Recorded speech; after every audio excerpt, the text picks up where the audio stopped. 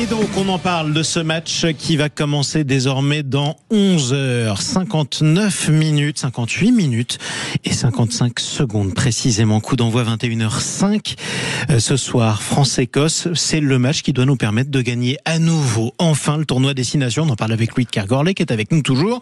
Et la voix du rugby sur Sud Radio, Daniel Herrero, bonjour. Amis du jour, bonjour. Amis de Sud Radio, et évidemment, je vous salue bien bas ce beau jour, puisqu'effectivement, ce soir, grand match de rugby sur le pré du Stade de France. Attention au chardon, ça pique, c'est le mot d'ordre, hein.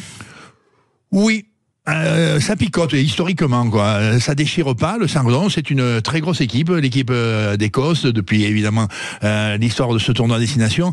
Mais c'est une équipe qui a une identité qui fait que une identité culturelle qu'elle maintient depuis des lustres. En l'occurrence, elle est toujours extrêmement généreuse, pétillante, et elle construit du jeu. C'est-à-dire qu'elle a un goût ludique à pratiquer le rugby, fût-ce au plus haut niveau. Tu vois, c'est une équipe qui construit, qui fait des choses, qui est toujours très spectaculaire. Parfois, elle manque un peu de puissance. Ouais. Donc ce soir, honnêtement, elle peut picoter. Je pense pas qu'elle va nous, tu vois, qu'elle va nous mettre le feu de la grande, du grand combat, mais probablement elle va nous irriter par le grand mouvement. Elle peut marquer des essais, elle devrait marquer des essais ce soir. L'Écossais est joueur et il est valeureux. Bon, alors la blague que tout le monde se fait sur les réseaux sociaux depuis une semaine, les Écossais ont très envie de gagner contre la France, sauf si ça permet à l'Angleterre de décrocher le tournoi. On le rappelle, les Anglais et les Irlandais sur le papier sont toujours en lice pour le gagner, ce tournoi. Absolument, ce tournoi est un peu original quand on s'en déroulé, puisque aucune équipe n'a vaincu tout le monde pour l'instant, et donc le Grand Chelem n'est pas dans les hypothèses ni des uns ni des autres, mais il y en a deux ou trois, en l'occurrence la France et l'Irlande à l'évidence, et un peu l'Angleterre, qui sont encore au dernier match susceptibles de l'emporter. Il reste que les Français, sur l'attitude, sur le comportement, sur les résultats, sur les volumes des scores, semblent être quand même dans une situation favorable en jouant l'Écosse à la maison, où de tradition, on les domine, mais aussi que on sait que de tradition, eh bien, ils nous posent des problèmes jusqu'à l'ultime, tu vois, jusqu'à l'ultime minute. Donc ce soir, peut-être émotion garantie. On n'en rattrape pas une seconde. Louis de Kergorlet. Oui, je voulais vous demander, par rapport à la tactique, on a le retour de ce fameux banc en 7-1, donc 7 avant et 1 arrière. On a eu quand même des frayeurs la semaine dernière quand on a vu la blessure d'Antoine Dupont, et Fabien Galtier rebelote, refait la même chose. Alors, ça marchait contre la puissance irlandaise, mais face à une Écosse un peu plus virevoltante, qu'est-ce que vous en pensez? Est-ce que c'est toujours pertinent? Oui, alors, j'ai toujours par nature et par goût et par conviction quand même d'abord de lire les 15 qui sont titulaires, quoi. Tu vois, ceux qui rentrent. C'est ça qui compte. Ouais, c'est quand même ça qui compte pour l'essentiel du match. Mais après, le banc, le rugby aujourd'hui autorise 8 remplacements, tu vois, depuis assez longtemps. Et 8 remplacements, c'est quand même assez considérable. Par exemple, 8, c'est un pack d'avant, quoi, tu vois. 8 joueurs. Donc, tu peux mettre 8 joueurs en remplaçant qui viennent du pack d'avant. Mais ça, c'est aussi quasiment toute une ligne de 3 quarts. Tu peux mettre 7 attaquants sur ton banc de remplacement. Donc ça sous-tend quand même la façon dont tu construis ton banc, dont tu mets tes remplaçants qu'on appelle aujourd'hui finisseurs, pour avoir une espèce de composante morale sur ceux qui vont finir les matchs, quoi. Respectable en l'occurrence.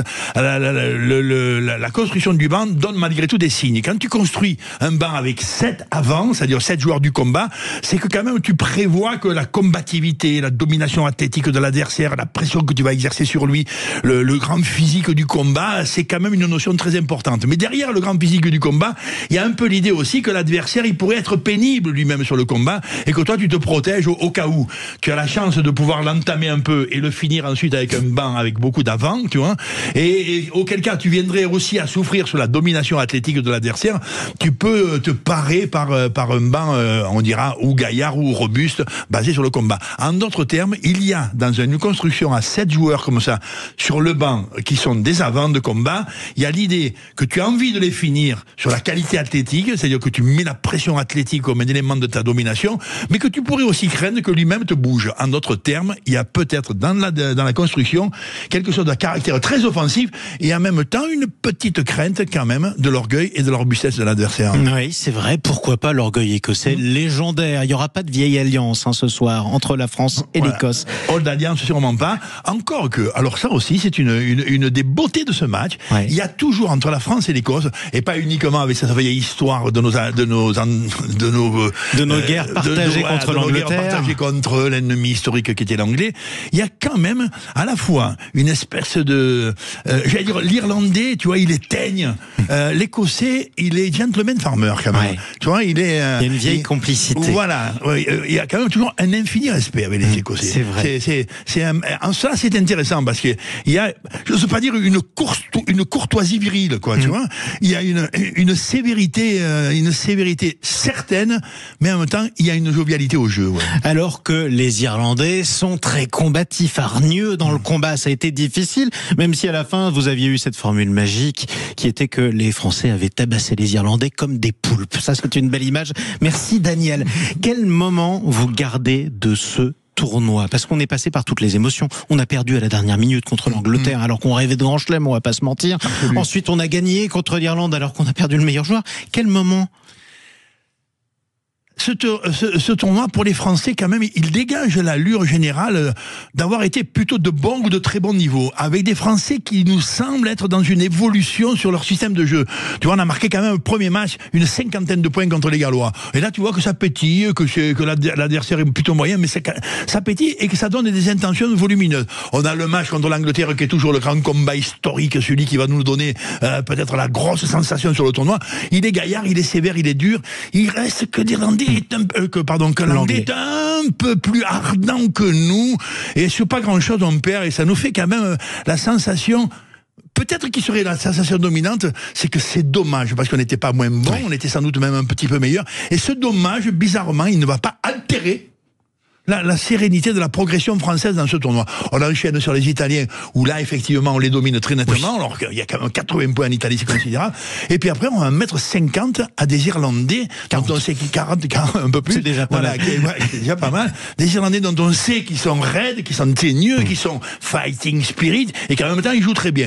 Quand même, ça atteste qu'il y a du grand volume. Et dans le match contre l'Irlande, il y a 2 ou 3 trucs, bien sûr. Il y a la blessure d'Antoine, qui nous fait une petite blessure, qui ramène un désarroi, une douleur de fond. Mais en même temps, il y a l'éclat d'une sérénité ponctuelle au moment où Antoine se blesse. Bizarrement, ça peut nous mettre à l'envers, bizarrement, ça peut nous détruire, et il y a un éclat de jeu. Tu vois, dans les minutes qui suivent, t'as l'impression que tout le monde monte en lucidité d'affrontement. Et qui plus est, tu vois, cette sérénité se transforme en joie, comme si on avait l'intention d'être jovial et de dominer l'adversaire. Et on va se les faire. En d'autres termes, c'était le terme. On va les tordre, ouais. Peut-être pour rendre service, enfin, pour honorer la mémoire enfin, pas la mémoire, mais le fait qu'Antoine parte un peu sur le côté, comme ça, qui mette le genou à terre. Et en même temps, on va honorer aujourd'hui l'intention qu'a le rugby français d'être flamboyant jusqu'au dernier moment. Et ben, ce sera flamboyant ce soir avec vous en direct du Stade de France, coup d'envoi 21h05 avec votre comparse François Trio. Absolument. Ce sera à vivre sur Sud Radio. Sur Sud Radio, Daniel? Évidemment, présence indispensable de tout le monde. Merci beaucoup parce que Sud Radio, c'est la maison du rugby.